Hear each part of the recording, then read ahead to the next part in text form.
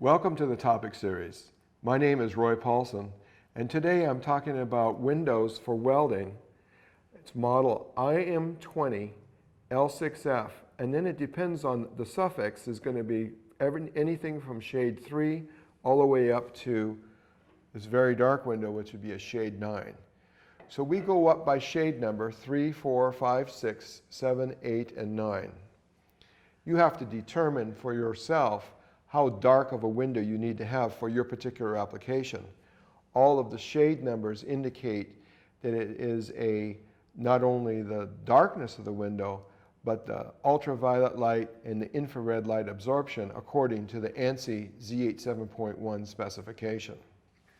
All of these windows are a nanoparticle formulation.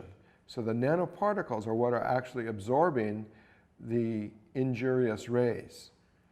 These face shields are designed to fit Paulson brackets, and it's the IM20, so it has this cutout design right here to give clearance for the pivot screw. So this is the IM20 L6F shade 3 to shade 9 product line, all in nanoparticle formulation and also available with anti-fog coating if specified.